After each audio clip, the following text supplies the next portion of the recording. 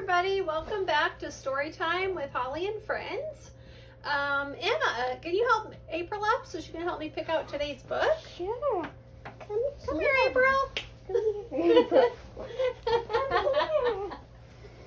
Hello. This is my dog, April. She's one of our 4 dogs. April, what book do you want to read today? You want to help me read a book? Let's see. Which one? Do you want this one? No. Do you want this one? No? April, help me pick a book. There's so many good ones. April, do you want this one? She does. She wants A House for Hermit Crab by Eric Carle. That is one of my favorites. Should we read this together, April? All right, you go play with Emma and listen to the book. Come on. Come on. All right. This book is by Eric Carle, and not only did he write the book, he also drew the pictures. He's the illustrator. This is the front cover of the book. That includes the title. This is the back cover of the book. And this is called the spine. The spine is what holds the pages together. Every book has a front cover, a back cover, and a spine. Let's take a look in our story. A House for Hermit Crab.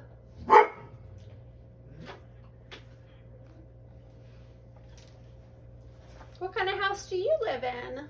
People live in all types of houses.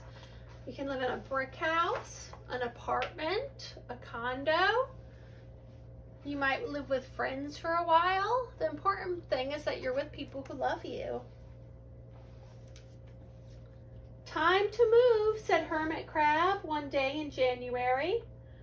I've grown too big for my little shell. He had felt safe and snug in his shell, but now it was too snug. Hermit Crab stepped out of the shell and onto the floor of the ocean. But it was frightening out in the open sea without a shell to hide in. What if a big fish comes along and attacks me, he thought. I must find a new house soon. It sounds like he does not feel safe outside of his shell.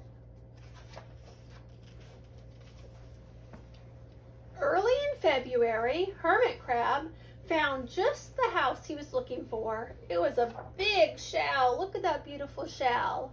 And strong. He moved right in, wiggling and waggling about inside it to feel how it felt, and it was just right. But it looks so, well, so plain, thought Hermit Crab.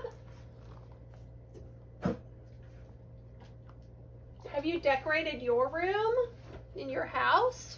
You might want to put your favorite things in your room, or even maybe hang up a pretty picture. Hermit Crab wants to decorate his new home. In March, Hermit Crab met a sea anemone. These are sea anemones. They swayed gently back and forth in the water. How beautiful you are, said Hermit Crab. Would one of you be willing to come and live on my house? It's just so plain. It needs you. I'll come, whispered a little small sea anemone. Gently, Hermit Crab picked it up with his claw and placed it on his shell.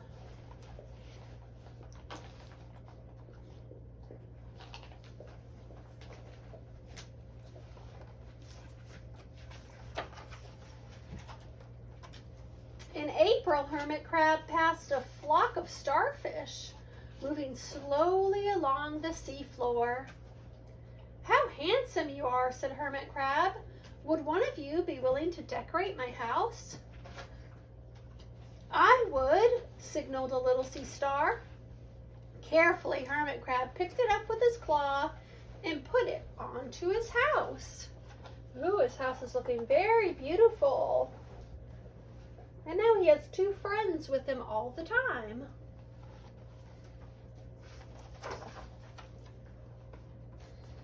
In May, hermit crab discovered some coral. This is coral. It's on the ocean floor. They were hard and didn't move. How pretty you are, said hermit crab. Would one of you be willing to help make my house more beautiful? I would, creaked a crusty coral.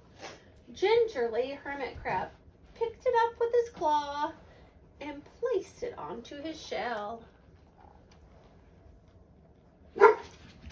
Oh, my dog Arrow likes this part. Let's see what's next. In June, hermit crab came across a group of snails. Have you ever seen snails in your yard? They also live in the ocean. Crawling over a rock on the ocean floor. They grazed as they went, picking up algae and bits of debris and leaving a neat path behind them. How tidy and hardworking you are, said hermit crab. Would one of you be willing to come and help clean my house? I would, offered one of the snails. Happily, hermit crab picked it up with his claw and placed it onto his shell. How many friends does hermit crab have now? Let's count. 1, 2, 3. He now has 3 friends with him all the time.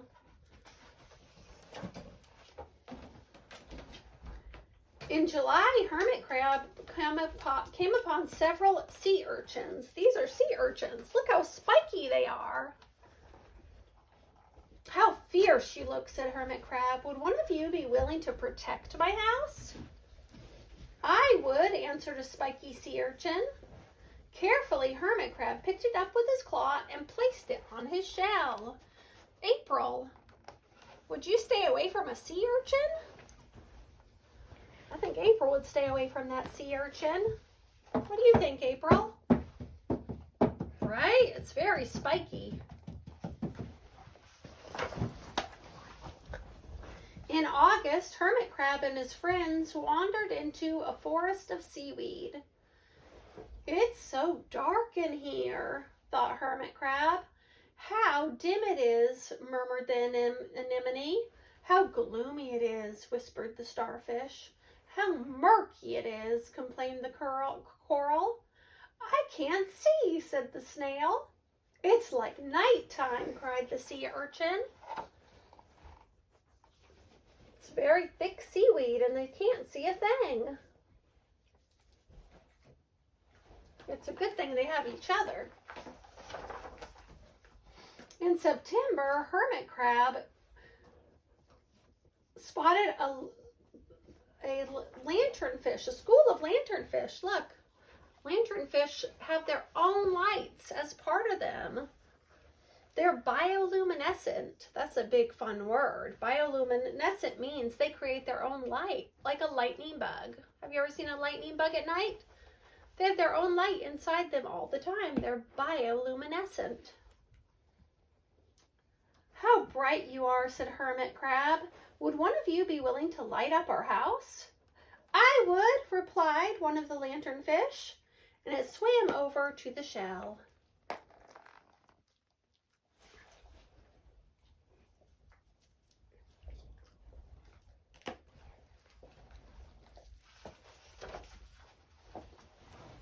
In October, hermit crab approached a pile of smooth pebbles.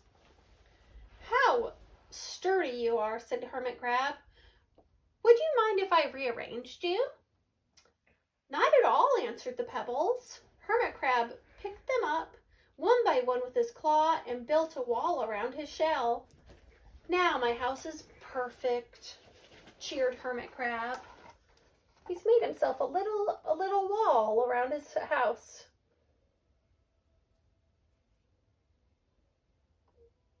I have a fence around my house that keeps my doggies from getting out.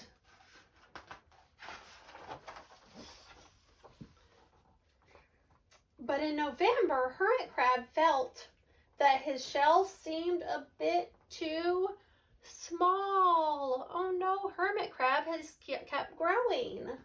Little by little over the year, hermit crab had grown.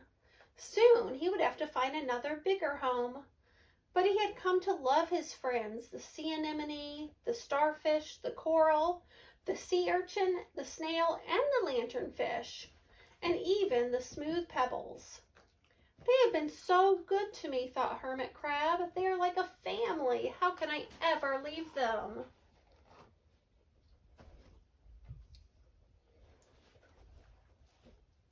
This makes me think of the times that I had to move when I was a kid, and we changed houses, and I would miss my old house because it had become like part of us. It was what we knew. It was where we had great memories, but you can keep those memories even after you go to a new place.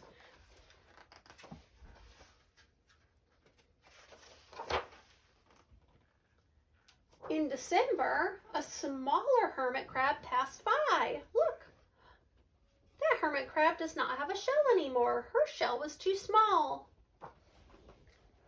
I have outgrown my shell, she said. Would you know of a place for me? I have outgrown my house too, answered Hermit Crab. I must move on. You're welcome to live here, but you must promise to be good to my friends. I promise, said the little crab. Look at that. Hermit Crab is going to give his shell to the little crab that's come along. That's so thoughtful and sweet.